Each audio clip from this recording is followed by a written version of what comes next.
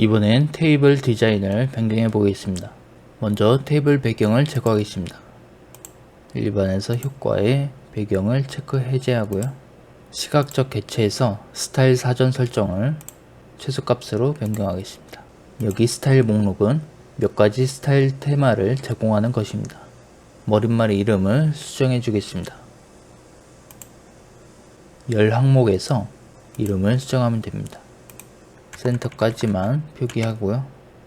유닛도 유닛으로만 표기하겠습니다. 머릿말이 변경되죠. 머릿말 글자 굵기도 변경하겠습니다. 열머리 그래서 볼드를 체크하고요. 글자 크기는 한 포인트 줄여주겠습니다. 값도 마찬가지로 포인트 줄여주겠습니다. 머리글 글자 위치를 가운데로 변경하겠습니다. 데이터를 보니까 데이터 값에 쉼표가 없습니다. 쉼표가 있는 숫자 형식으로 변경해 주겠습니다. 데이터 필드로 이동합니다. 각 테이블에서 값이 있는 컬럼을 선택 후 서식 아래 쉼표를 클릭합니다. 다른 테이블들도 적용해 주겠습니다.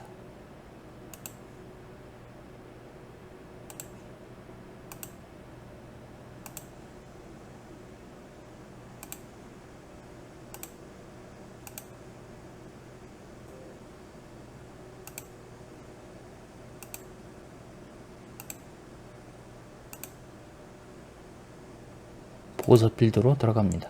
쉼표가 있는 숫자 형식으로 표시되고 있습니다.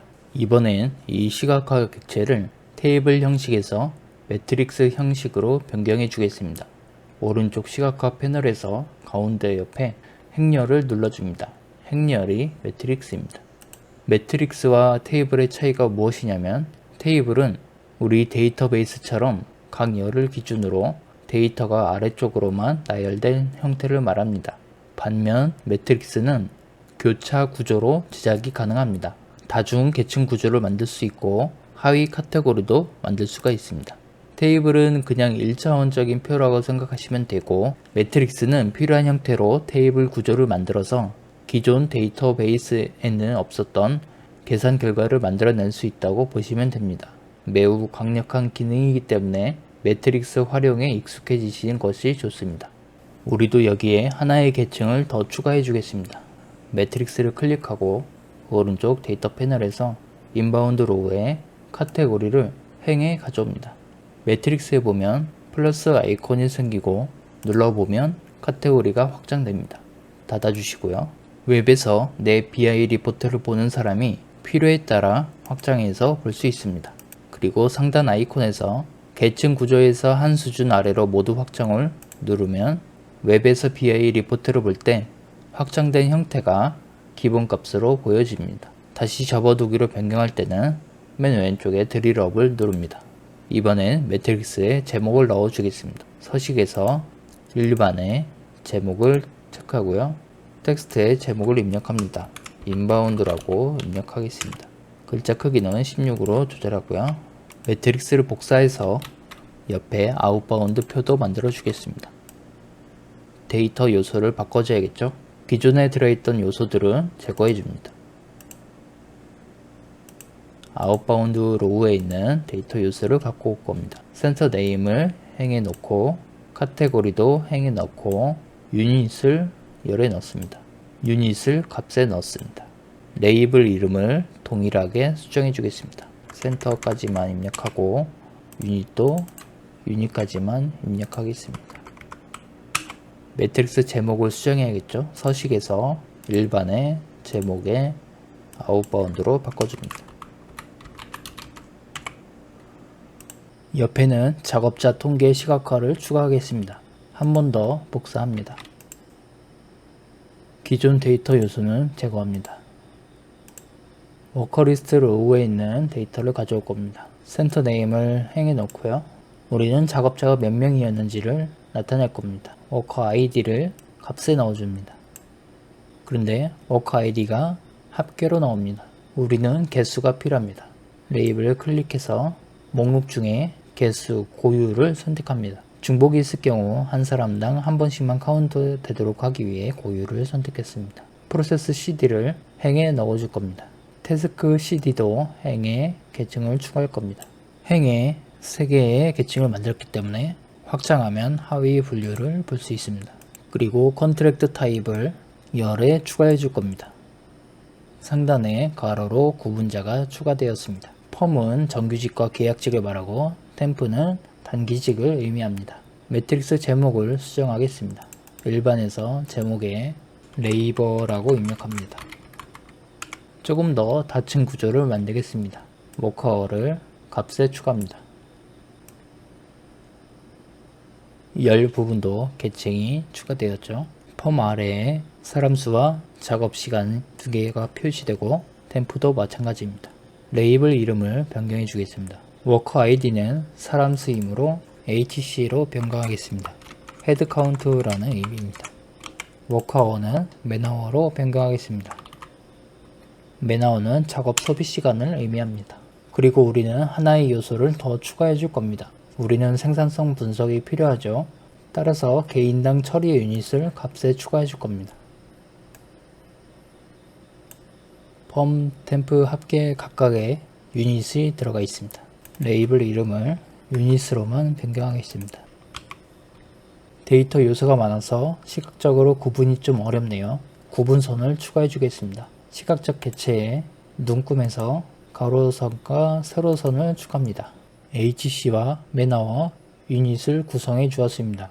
그런데 우리가 최종적으로 필요한 건 생산성이죠. 지금 있는 데이터만으로는 처리 유닛이 맨아워 합계가 다 다르기 때문에 지금은 비교가 의미가 없습니다. 따라서 비교 구분자가 있어야 합니다.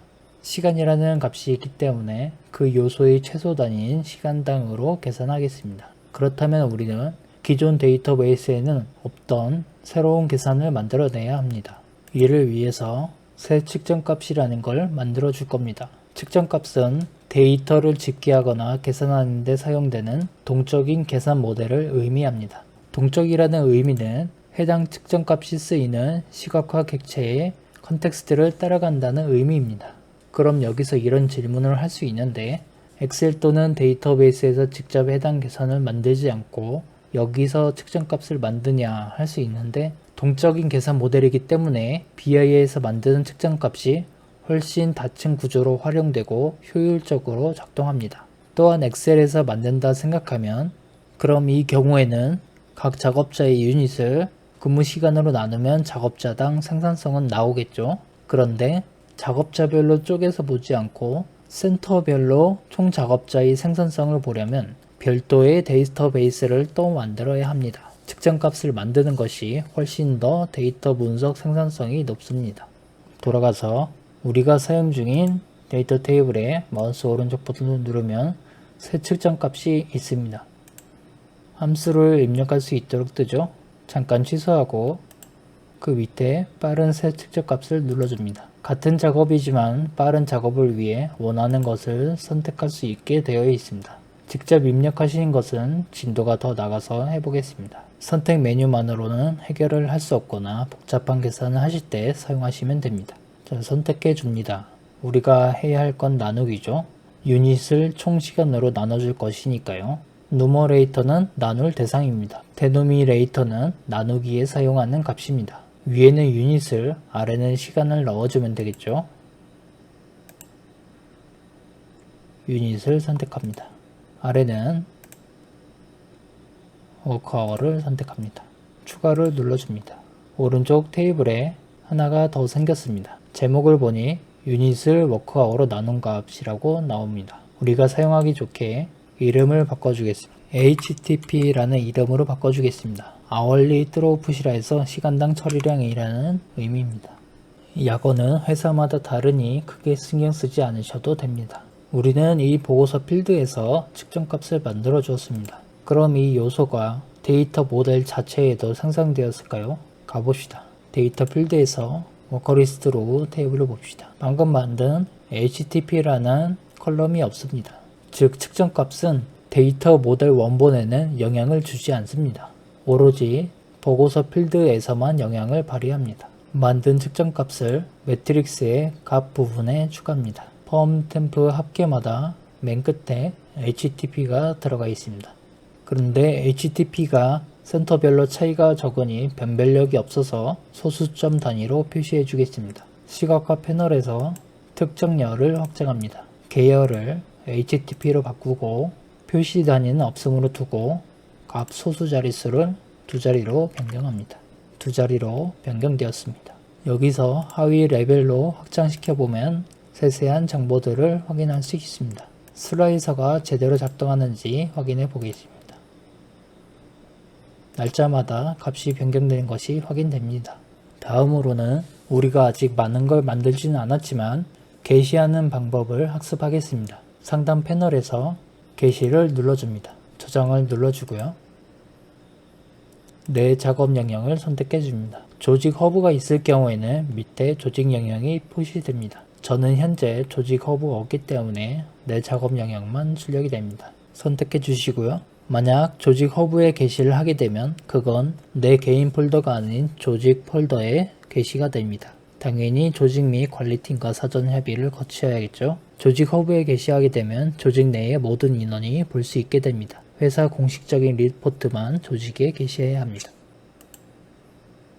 성공이라는 메시지를 확인합니다. 그 밑에 파워 BI에서 열기라고 되어 있습니다. 웹 BI 서비스로 직접 연결해주는 링크입니다. 클릭합니다. 웹페이지가 열렸습니다. 이 화면이 바로 웹페이지에서 열람하는 내 BI 리포트입니다. 위에 보면 공유, 팀즈에서 채팅, 내보내기 등이 있습니다. 여기서 공유할 대상에게 공유할 방법을 선택해서 공유하면 됩니다. 게시와 공유에 대한 자세한 내용은 리포트 제작이 더 진척된 후 이어서 학습하겠습니다.